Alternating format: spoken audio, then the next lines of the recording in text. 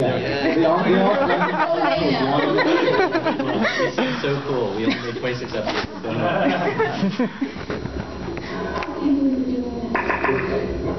We're investigating, okay? We're breaking into Mr. Murphy's office. Yeah, to investigate. Look, I know Mr. Murphy may have weaseled his way onto our team, but I've seen his true face. It is the face of a Satanist worshiper. He worships Satan. Where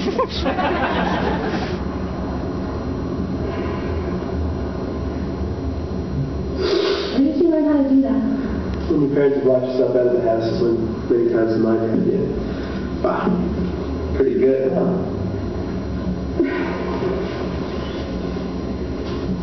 Okay, let's just review. You saw Atticus go into the retirement home, and he was talking to an old man.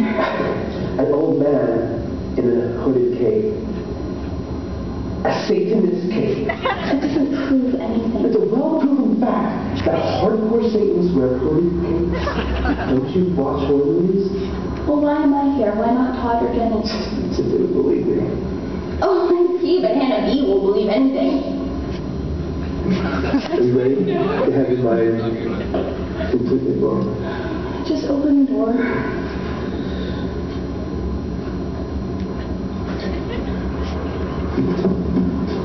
Oh my God. Look at all those shoes. I wonder which pair are Satan's shoes. Well, wait.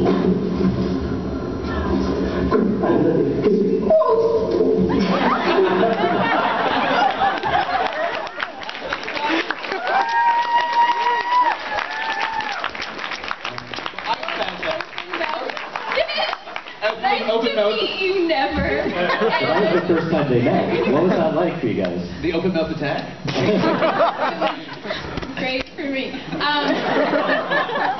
What was cool though about those auditions was you rarely get a chance to read with other actors, and I don't know. They also never ask you who would you like to see cast because it's really not up to you at all. But everyone that I felt a connection with in the room were the people who ended up being cast, so it was kind of a unique casting experience in that way. Yeah, we looked out. We spent a really long time on the casting process. One of the things our broadcasters really helped us to do is they really wanted to see everybody that we were considering play against each other. So we had a whole bunch of different combinations and different gangs of kids actually, playing against each other to see where the chemistry was. And I think it really helped us to figure out who would really work well together. And as you can see, Bill and Melanie really had the characters right off the bat. I mean, they were those characters right from. Yeah, no, I mean, I would say Alex. When we saw Alex, it was like, that's Todd. Like there was no question whatsoever. And then there was the chemistry we built. Everyone around Alex really is, and it was pretty quick. I think right when we saw each of you, it was like, okay, check. I just wanted to note that in that clip it was the Satanist shoes because we hadn't actually dressed or conceived of Atticus's wardrobe yet, so he hadn't had the sweater vests, which is actually she's like, look at all those vests. So there's a little historical footnote for you. And I mean that's what happens in the creation of a television series. You write some scripts and you don't really know who the characters are until they really get embodied by the actors. And it's an interesting kind of symbiotic relationship where you write a character a certain way and then the actors interpret it and then you start writing it more towards their interpretation and what your original idea was. And then it becomes kind of a game to see kind of where you can push the characters and where the actors will take those characters. And it's when it works really well, that's where the magic of television really happens.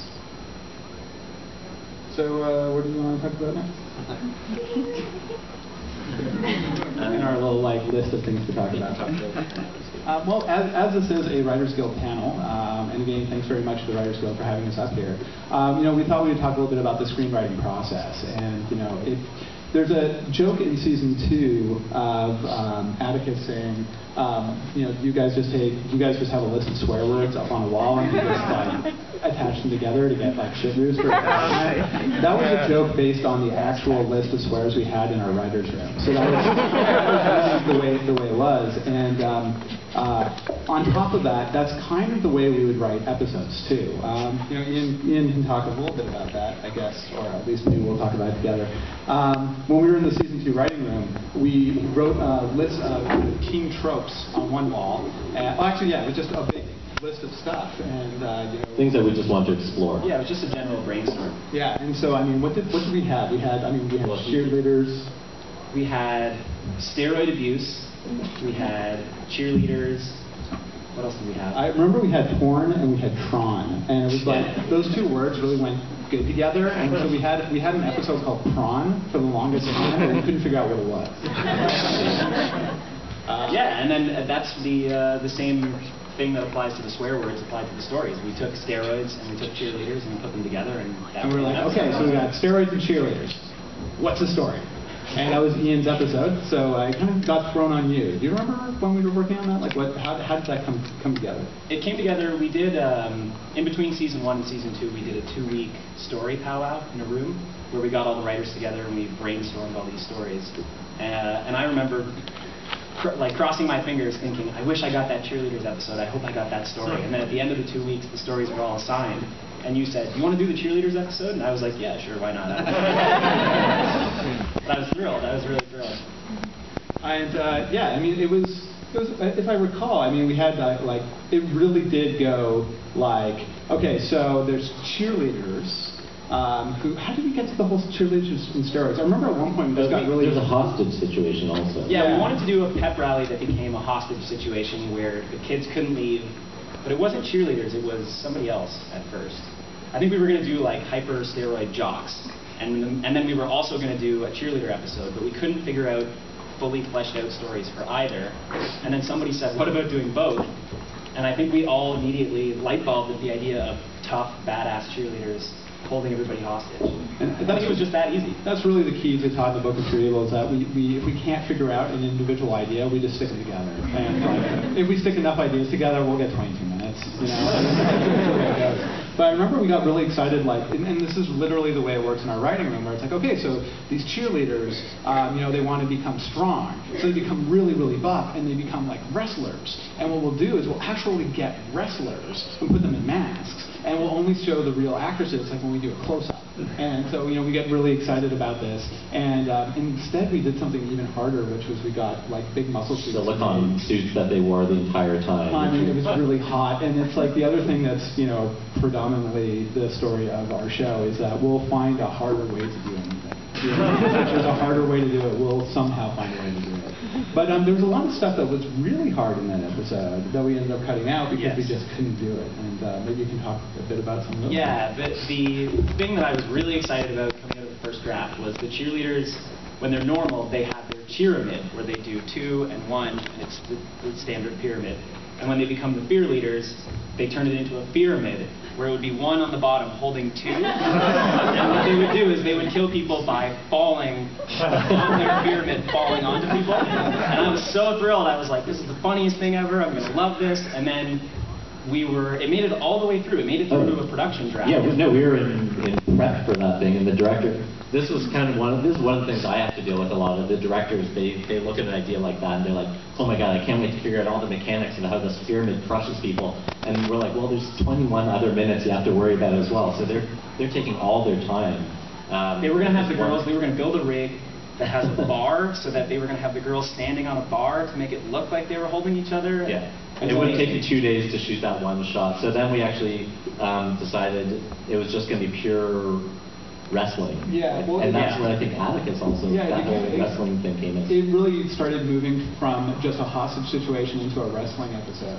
But it's like when you start dealing with stuff where it's like on the page, you've got like, okay, well, it's this great inverted pyramid, how do you do it? At a certain point you go through all these production meetings, and you're having these production meetings when you're shooting like in a week.